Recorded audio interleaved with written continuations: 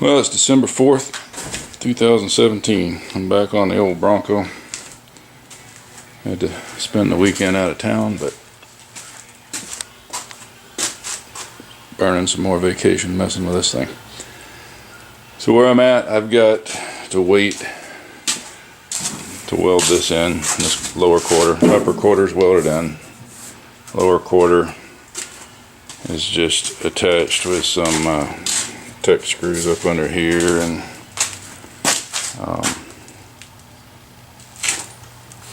that's pretty much all that's holding it on right now. And the reason I gotta wait is this cab corner or bed corner, whatever you want to call it, tailgate housing that I got from LMC truck is just junk. And everything else, not knocking LMC truck, everything I've gotten from them has been really good. But if you see, this lines up perfect. This is not even close. And reading around online, then I had to bend the flange around to try to make a lip because it just went straight. And I'm not skilled enough to do that really well, so you can see, not acceptable. Not too bad down. If you look at it from there down, it's not too bad. Nothing I couldn't fix with some body filler. And I could build this up to match, but I'm still dealing with that. And looking around online, I found that everybody's having problems with these things. Apparently one supplier is feeding all the people that sell aftermarket sheet metal, except I did find where I think it's Bronco Graveyard has one that they're saying fits right, it's tooled better. This one didn't even have little tabs to mount the taillights to. Should have these in there. It didn't. So that's coming off.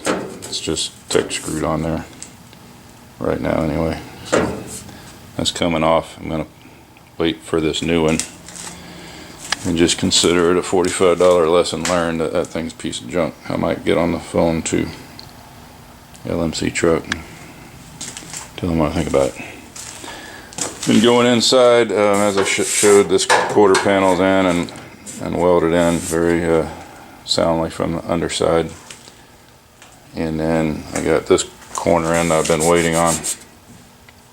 It's not welded yet, but it is clamped in place, and it's got the holes drilled through the lip so I can plug weld it from the underside.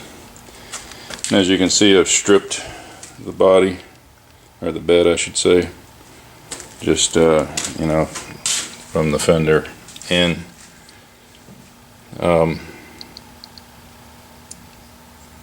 To see what it had under it, and I'm going to wind up epoxy primer in the whole thing, interior. That's got a few things left to fix.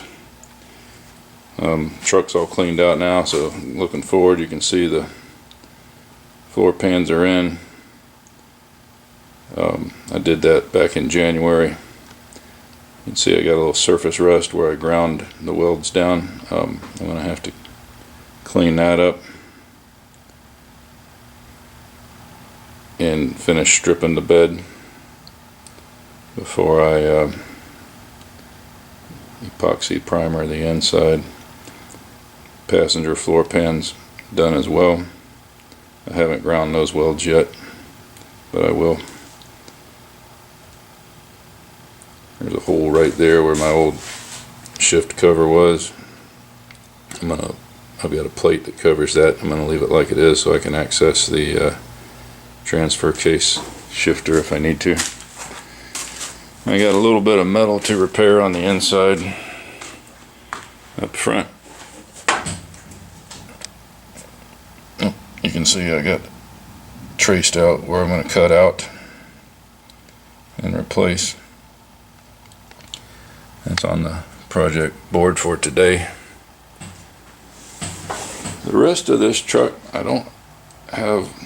That's really just a little bit of surface rust over there. I think I'll hit it with a needle scaler. I might have to replace a little metal there. We'll look at it closer when I get over that side. But the rest of it has got very little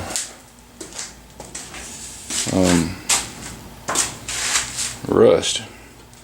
When I say needle scaler, this is the best tool I've found for attacking rust. It's almost like a sandblaster, but it doesn't leave sand everywhere. And that's what I've been using to strip this paint. It's hard paint, so it chips with that needle scaler. It kind of just flies off when I run down it with a needle scaler. You can see the chips all over the floor down there. But needle scaler works really good, and then when you get into an area that's got a little bit of rust, you can focus in on it. And that looks worse than it really is right there. That's some surface rust. I sprayed it with first I dug the seam sealer out, which I have this tool. This is a plexiglass cutting tool. Got it at Home Depot years ago, but it works great to get in the seams. Use that edge and you can dig all that old seam sealer out. And then once I was down through the seam sealer, I just kept running that tool along it to get any surface rust off. And then I blew out the crack with an air hose, and I sprayed it with the rust repair spray, the rust converter spray, which turns it black, and that's why it looks worse than it really is. It's really just on the surface. I still got some paint on there with it too. You see that it's making it look worse than it is too.